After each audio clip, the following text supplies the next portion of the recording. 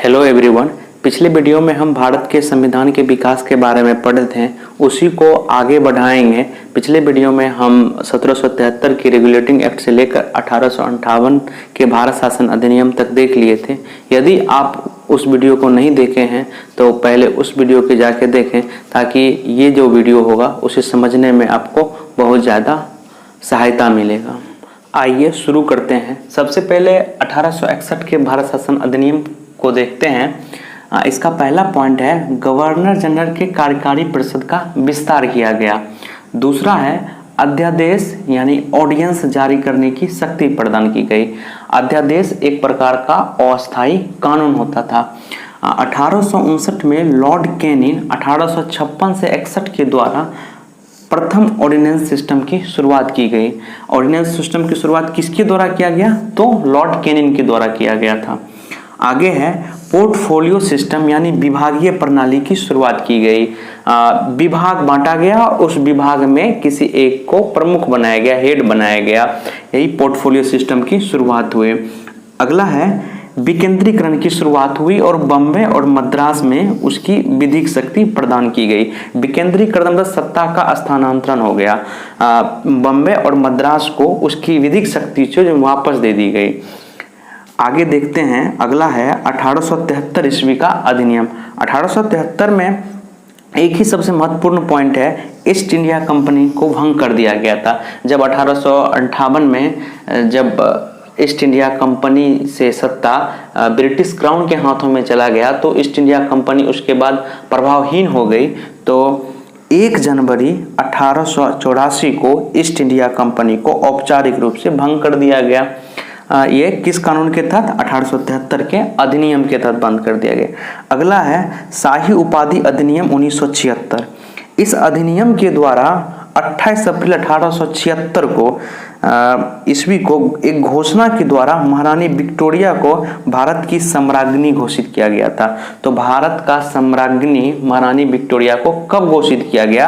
तो 1876 में। 28 अप्रैल 1876 में किस अधिनियम के द्वारा? तो शाही उपाधि अधिनियम 1976 के द्वारा।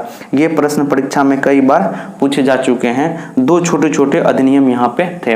अब आगे देखते हैं 1892 के भारत परिषद अधिनियम। इस अधिनियम में चुनाव प्रणाली की शुरुआत की गई थी और प्रत्यक्ष रूप से उसमें भी हालांकि चुनाव शब्द का पहली बार प्रयोग नहीं किया गया। अप्रत्यक्ष का मतलब होता है प्रत्यक्ष रूप से नहीं भाग लाना। जैसे कि जैसे अभी भारत में राष्ट्रपति का चुनाव अप्रत्यक्ष रूप से होता है। राष्ट्रपति के चुनाव में जनता भाग नहीं लेती है। जनता किसे चुनती है? संसद को, और संसद चुनते हैं राष्ट्रपति को। ठीक है। अब आगे देखते हैं 1909 का भारत शासन अधिनियम। इसे मार्ले मिंटो सुधार भी कहा जाता है।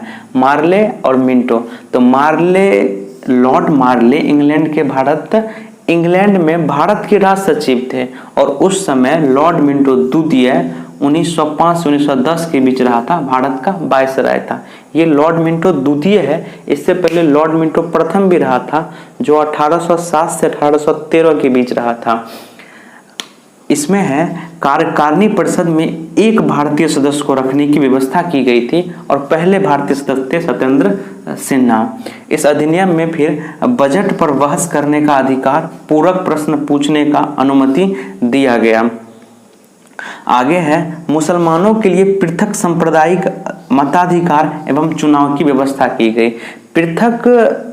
पृथक सांप्रदायिक चुनाव या मताधिकार का मतलब होता है जिस क्षेत्र में मुसलमानों की संख्या अधिक होगी वहां से मुसलमान कैंडिडेट ही खड़े किए जाएंगे, मुसलमान कैंडिडेट ही प्रतिनिधित्व करेगा और मुसलमान कैंडिडेट ही चुनाव में भाग ले पाएंगे। आगे है सांप्रदायिक निर्वाचन के जनक। सांप्रदायिक निर्वाचन के जनक लॉर्ड मिंटो द्वितीय को कहा जाता है। इसीलिए किस लिए कहा जाता है? क्योंकि यही शुरुआत किया था, इसीलिए इसको सांप्रदायिक निर्वाचन का जनक कहते हैं। नोट में है देश रत्न डॉक्टर राजेंद्र प्रसाद ने किसे पाकिस्तान का जन्मदाता कहा था? तो लॉर्ड मिंटो द्वितीय को पाकिस्तान का जन्मदाता कहा था। ये प्रश्न बीपीएससी में पूछा हुआ प्रश्न है। ठीक है। समिति, ये जो 1909 के भारत शासन अधिनियम लाए गए थे, इस कौन समिति द्वारा लाया गया था? तो सर अरुणडेल समिति की अनुशंसा पर यह लाया गया था। जितने भी अधिनियम लाए गए हैं इन सब का मंशा अंग्रेज का सिर्फ यही है कि जो भारत में शासन व्यवस्था को और मजबूत बनाना और कैसे भारत के अधिक से अधिक संसाधनों का दोहन किया जाए। चलिए अब आगे फिर देखते हैं 1919 के मंचुस्की-चेम्सफोर्ड सुधार को। आइए अब देखते हैं 1919 के भारत शासन अधिनियम। 1919 के भारत शासन अधिनियम को मंचुस्की-चेम्सफोर्ड सुधार कहा जाता है। मंचुस्की-चेम्सफोर्ड उस समय के तत्कालीन भारत सचिव और वायसराय के नाम पे पड़ा था। भारत के सचिव थे मंचुस्की और वायसराय थे चेम्सफोर्ड, जो 1916 से 1921 के बीच रहे थे। प्रांतों में द्वैत शासन की शुरुआत हुई थी। प्रांतों में द्वैत शासन की शुरुआत 1919 के भारत शासन अधिनियम से ही हुआ था। प्रांतों में द्वैत शासन के जनक लियोनस कार्टियस को कहा जाता है। लियोनस कार्टियस को महिलाओं को वोट देने का अधिकार दिया गया, लेकिन प्रथम बार वोट 1926 में दिया गया था। सिख, आंग्ल भारतीय, ईसाई एवं यूरोपियों को पृथक नेतृत्व दिया गया, अधिकार दिया गया। अगला है भारत में उच्चायुक्त पद का सृजन किया गया। ली आयोग की अनुशंसा के आधार पर लोक सेवा आयोग का गठन किया गया 1926 में, यानी यूपीएससी का लोक सेवा आयोग का गठन 1926 में किया गया। 1919 के भारत शासन अधिनियम के तहत ही ली आयोग की अनुशंसा पे ली आयोग का गठन 1923-24 में हुआ था। इसी के अनुशंसा पे यूपीएससी यानी लोक सेवा आयोग का गठन किया गया। कब? तो 1926 में। आगे का पॉइंट है, केंद्रीय विधान परिषद के स्थान पे राज्य परिषद यानी उच्च सदन और विधानसभा यानी निम्न सदन वाले द्विसंसदनात्मक विधानमंडल ने ले लिया। यानी केंद्रीय विधान परिषद के स्थान पे दो हो गए, राज्य विधान परिषद और विधानसभा। ठीक है, आगे देखते हैं।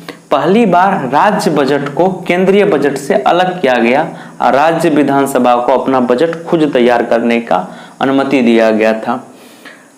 अगला है 1935 के भारत शासन अधिनियम। ये था 1919 के भारत शासन अधिनियम। अब आगे है 1935 के भारत शासन अधिनियम। 1935 के भारत शासन अधिनियम में पहली बार संगठनात्मक सरकार का प्रयास किया गया। संगठनात्मक सरकार का पहली प्रयास किया गया था 1935 के अधिनियम में। संघीय न्यायालय का प्रावधान किया गया। संघीय न्यायालय होगा, इसका प्रावधान किया गया, परंतु अंतिम निर्णय शक्ति प्रीवी काउंसिल लंदन को दिया गया। प्रीवी काउंसिल लंदन को, लंदन का सर्वोच्च न्यायालय था प्रीवी काउंसिल, उसी को अंतिम निर्णय का अधिकार था। प्रांतीय स्तर पर द्वैत शासन को समाप्त किया गया। 1919 में क्या था? प्रांतीय स्तर पर द्वैत शासन लागू किया गया था, लेकिन 1935 के अधिनियम में प्रांतीय स्तर पर द्वैत शासन को समाप्त कर दिया गया। केंद्र स्तर पर द्वैत शासन प्रणाली चालू हुई। अब केंद्र के स्तर पे द्वैत शासन प्रणाली चालू हो गया था। बर्मा यानी म्यांमार को भारत से अलग किया गया 1935 के अधिनियम के तहत, लेकिन 1937 में बर्मा और म्यांमार 1937 में अलग हुआ। अधिनियम कौन सा? 1935 के अधिनियम के तहत। केंद्र व राज्य के बीच शक्तियों का विभाजन की अवधारणा लाई गई। केंद्र और राज्य, कुछ शक्तियां केंद्र के पास दी गई, कुछ शक्तियां राज्य के पास दी गई, कुछ शक्तियां में दोनों का अधिकार था। जैसे उस समय संघ सूची में 59 विषय थे, राज्य सूची में 54 विषय थे और संवर्ती सूची में 36 विषय थे। इसका मतलब संघ सूची मतलब केवल केंद्र सरकार 59 सूची पे कानून बना सकता है, राज्य सरकार 54 विषयों पर कानून बना सकता है और संवर्ती सूची यानी दोनों राज्य सरकार और केंद्र सरकार दोनों कानून बना सकता है 36 विषयों पे। विषय जैसे कि स्वास्थ्य भी स्वास्थ्य एक प्रकार का विषय हो गया, शिक्षा एक प्रकार का विषय हो गया, रेलवे एक प्रकार का विषय हो गया जिस पर कानून बना सकता है। तो ये सभी विषयों का बंटवारा किया गया था पहली बार 1935 के भारत शासन अधिनियम में। भारत शासन अधिनियम के कुछ और महत्वपूर्ण बिंदु हैं, आगे उसको हम देखते हैं। इसमें अखिल भारतीय संघ की स्थापना की गई। अखिल भारतीय संघ की स्थापना 1935 के भारत शासन अधिनियम के तहत ही किया गया था। उड़ीसा को बिहार से अलग किया गया। 1 अप्रैल 1936 को उड़ीसा को बिहार से अलग किया गया। केंद्रीय बैंक की स्थापना की गई। इसमें रिजर्व बैंक ऑफ इंडिया की स्थापना 1935 में किया गया था आरबीआई एक्ट 1934 के तहत। जिस वक्त स्थापना किया गया था वो कोलकाता में किया गया था। अभी वर्तमान में आरबीआई का मुख्यालय मुंबई है, लेकिन जब स्थापना किया गया था कोलकाता में किया गया था। हिल्टन यंग कमीशन की अनुशंसा पे किया गया था।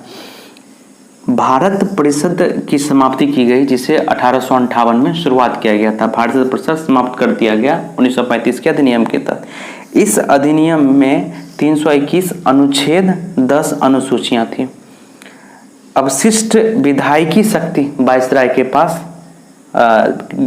पास रखा गया। अवशिष्ट जो भी शक्तियां थी वो वायसराय के पास थी। अनेक ब्रेक वाली इंजन रहित गाड़ी, जे.एन. नेहरू ने कहा था। 1935 के अधिनियम के बारे में जे.एन. नेहरू ने कहे थे, अनेक ब्रेक वाली, बोले ब्रेक तो बहुत ज़्यादा है पर इंजन रहित है, इंजन के बिना है। रहित मतलब के बिना, सहित मतलब के साथ होता है। तो रहित मतलब इंजन है ही नहीं, केवल ब्रेक ही है। 1935 के अधिनियम के बारे में जे.एन. नेहरू का विचार था ये। आइए अब देखते हैं 1947 के भारतीय स्वतंत्रता अधिनियम। इस अधिनियम में सबसे पहला था ब्रिटिश संसद की प्रभुसत्ता समाप्त हो गई। ब्रिटिश संसद की जो भारत की प्रभुसत्ता थी उसको समाप्त कर दिया गया। 4 जुलाई 1947 को प्रस्तावित किया गया। जो लंदन के संसद थे वहाँ पे भारतीय स्वतंत्रता अधिनियम 4 जुलाई 1947 को प्रस्तावित किए गए। 18 जुलाई 1947 को स्वीकृति मिल गई। भारत और पाकिस्तान 2 राष्ट्रों का निर्माण हुआ। भारत सचिव पद की समाप्ति की गई, जिसे 1858 में शुरुआत किया गया था। वायसराय पद समाप्त हो गया। अंतिम वायसराय लॉर्ड माउंटबेटन रहे थे। 3 जून 1947 को माउंटबेटन योजना आई थी, जो भारत और पाकिस्तान के विभाजन के लिए ही आई थी। और जब तक भारतीय संविधान नहीं बन जाता तब तक भारत का संविधान भारत शासन अधिनियम 1935 के तहत ही चला था। इसका मतलब 15 अगस्त 1947 से लेकर 26 जनवरी 1950 के बीच जो भी नियम कानून चल रहे थे वो भारत शासन अधिनियम 1935 के तहत ही चल रहे थे। उसके बाद फिर एक कैबिनेट मिशन 1946 में आई और फिर भारतीय संविधान का निर्माण हुआ और 26 जनवरी 1950 को भारतीय संविधान लागू हो गया। लेकिन भारतीय संविधान जो बने उनमें इन सभी एक्ट और अधिनियम का बहुत बड़ा योगदान है। आई होप कि आपको ये वीडियो अच्छा लगा होगा। यदि अच्छा लगा होगा तो वीडियो को शेयर जरूर कीजिएगा, लाइक भी कीजिएगा, और जो भी कुछ कमी है या जो भी कुछ प्रश्न मन में उठ रहा होगा कमेंट में जरूर लिखिएगा। बहुत बहुत धन्यवाद आप लोगों का।